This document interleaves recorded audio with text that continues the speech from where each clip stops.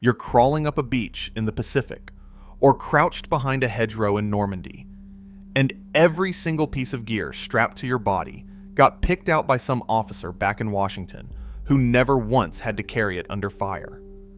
Ask most people which gun wins this ranking, and they'll say the Springfield or the Thompson. They're wrong.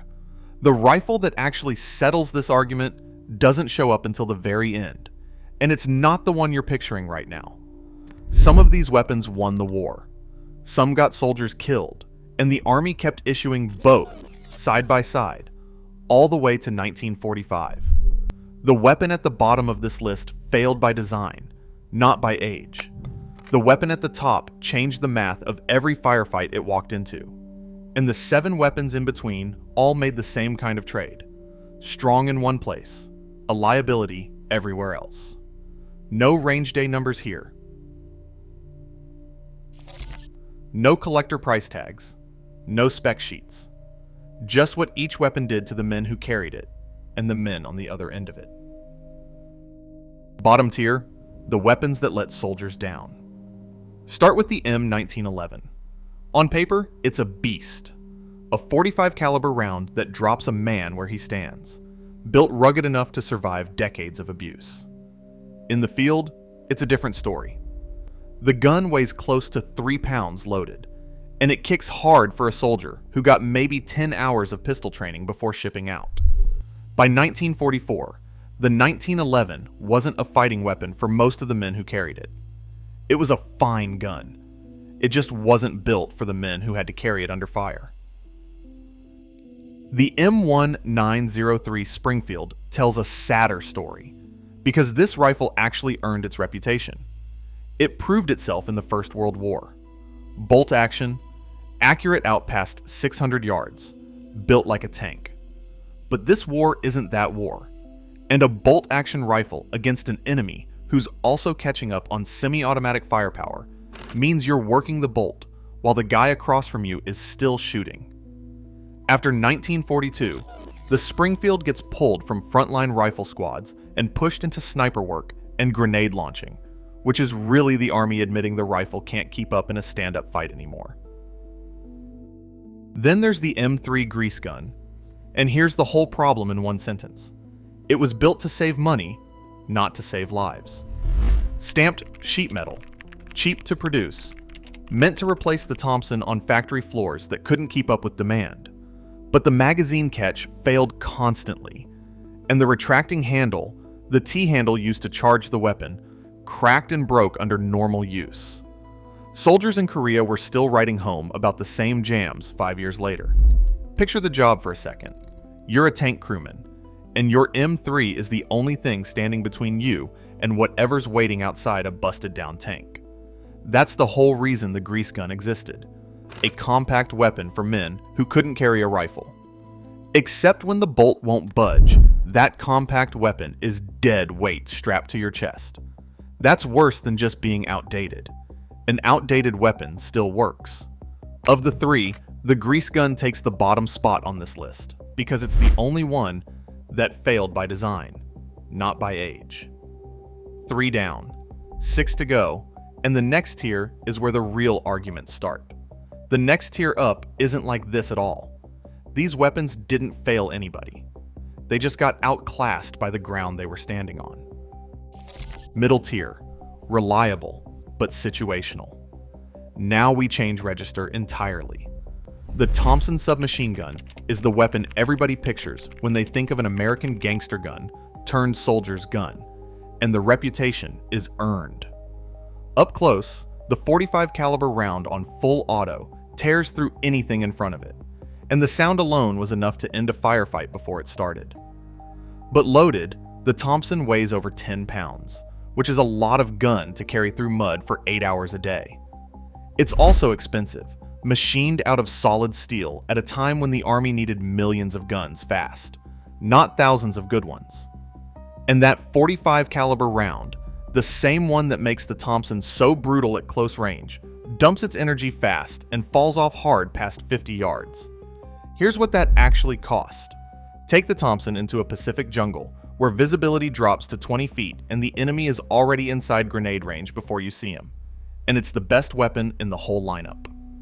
Take that same gun into the open desert outside Tunisia, where the fight starts at 200 yards and stays there, and the Thompson is barely better than throwing rocks. Same weapon, same soldier, completely different outcome, because the terrain decided the fight before the trigger got pulled. Combat shotguns, the M97 and M12 pump guns, run into the same wall. In a jungle ambush or clearing a trench line, a shotgun loaded with buckshot is close to the most terrifying thing you can point at another human being. 9 or 12 lead balls hitting a man at the same instant doesn't leave much room for argument. Picture a Marine clearing a bunker line on Guadalcanal. The tunnel pitch black and maybe 6 feet wide. No time to aim and no room to miss. A rifle needs a clean shot to work. A shotgun just needs a direction. And that's exactly what close quarters jungle fighting handed American troops, bunker after bunker. But that spread pattern drew formal protest. Before, back in the First World War, when Germany complained that American combat shotguns caused wounds too brutal for the rules of war at the time. And past 40 yards, the pattern opens up so wide, it's barely a weapon at all anymore. The M1919 Browning is a different animal because it's not built around one man. It's the squad's backbone for suppressive fire, the gun that pins an enemy position down so the rest of the squad can move.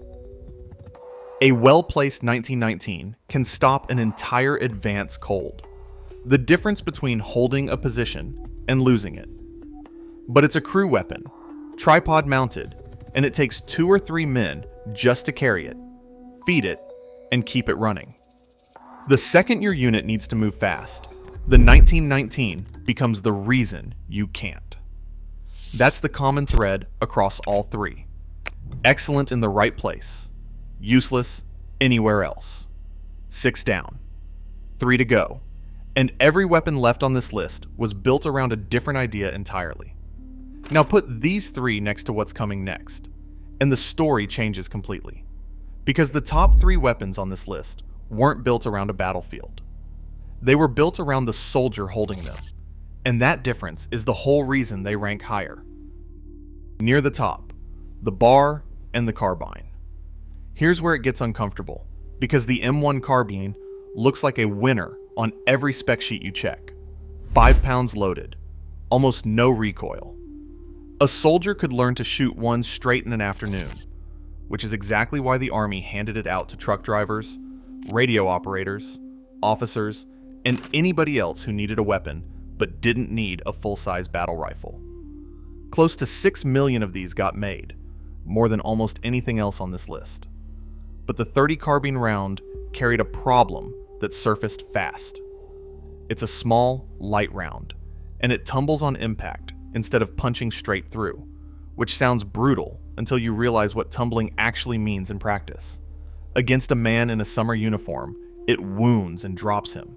Against a man wearing 3 layers of padded winter clothing, the kind Chinese soldiers wore by the thousand a few years later in Korea, that same round loses enough energy passing through the padding that it doesn't always put him down. Soldiers in the Pacific were already writing home about this same failure years earlier, plugging rounds into enemies who kept coming. Translate that into what it actually meant. You pull the trigger, you hit your target, and for 1 or 2 seconds, you don't know if the fight is over or if the man in front of you is about to close the distance anyway. That's not a small thing. That gap between the shot and the drop is exactly where American soldiers started dying, in the space between doing everything right and the weapon not finishing the job. Every rifle squad in the Army wanted more of the Browning automatic rifle than they ever got issued. That's the entire story of the bar in one sentence, and every squad leader in this war could tell you why. The gun gave one man the ability to lay down sustained automatic fire without waiting on a crew or a tripod. A rifle squad with a bar gunner had its own base of fire built right into the formation, something to shoot from while the rest of the squad moved. Except the bar came with a built-in cost that never got fixed for the entire war. The magazine held 20 rounds, which burns fast on full auto, and the barrel had no quick change option like the machine guns did. Fire it hard and long enough, and the barrel cooks, accuracy drops, and the gun starts to fail exactly when the squad needs it most. Worse than that, the bar gunner is the loudest, most obvious target in the whole formation. Every enemy machine gunner on that line knows exactly which American to shoot first, because taking out the bar gunner takes out the squad's only sustained firepower in one shot. So, why does the bar rank where it does? Because it gave American squads the exact firepower doctrine wanted them to have, and it did it by turning one man into a magnet for every round the enemy had to spare. So what did the Army actually get? Right! Across every theater, every terrain, every year of the war. One weapon answers that question, and it's not close. Number 1, the M1 Garand. The M1 Garand takes the top spot on this list, and if you know anything about World War II rifles, that's not a surprise. It's the least shocking number 1 you'll find on any ranking like this. That's exactly why it earns the spot. Every trade-off we've walked through so far, every weapon that won one fight and lost another, gets settled the moment you put a Garand in the argument. Here's what the rifle actually is. Semi-automatic, gas-operated, fed by an 8-round clip that loads straight into the receiver. Pull the trigger, the action cycle's on its own, and you're ready to fire again without touching the bolt. By the middle of the war, this wasn't a specialist's rifle handed to a few lucky units. It was the standard issue rifle for the entire U.S. Army and the entire Marine Corps. The gun in the hands of almost every rifleman in every squad. Translate that into what it meant on the ground. A German or Japanese soldier working a bolt-action rifle gets one shot, then has to run the bolt, re-aim, and fire again. The American across from him is firing 8 aimed shots before that bolt-action rifleman gets off his third. That's not a marginal edge. That's the entire math of a rifle squad firefight, rewritten before the first man even falls. Patton called the Garand the greatest battle implement ever devised. And that line gets quoted so often, it's almost background noise at this point. But the real proof isn't in a quote, it's in doctrine. German and Japanese small unit tactics had to account for the fact that American squads could outshoot them round for round in a straight exchange. When your enemy has to change how he fights just to survive contact with your rifle, that rifle already won the argument before anyone talks about kill ratios. Now, the famous complaint. Everybody's heard the story. The Garand's clip ejects with a distinct metallic ping when the last round fires, supposedly telling every enemy nearby that your rifle's empty. It's a real sound, and it happened. But held up against the rifle's actual battlefield record, across 4 theaters, the complaint is overstated. The real story of the Garand isn't a sound. It's the fact that this rifle kept cycling in the mud of Normandy, the sand of North Africa, the rot of Pacific jungles, and the freeze of the Ardennes, in conditions that would have jammed a lesser design in an afternoon. That reliability wasn't an accident. The Garand ran on a rotating bolt and a gas system that tolerated grit, rust, and neglect in a way German and Japanese bolt-action designs never had to. A Kar 98K or an Arisaka needed a soldier who kept the action clean and dry to work right. And in a foxhole full of mud, that's a luxury nobody had. The Garand didn't demand that kind of care.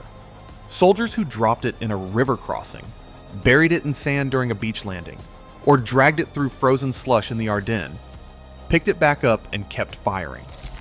That's the kind of detail that never shows up on a spec sheet. But it's the difference between a rifle that works in a classroom and one that works on the day you actually need it. The Garand didn't win the war by itself. No single weapon does. But no other infantry weapon on this list change the math of a firefight as completely as this one did, and that's the entire reason it ranks first.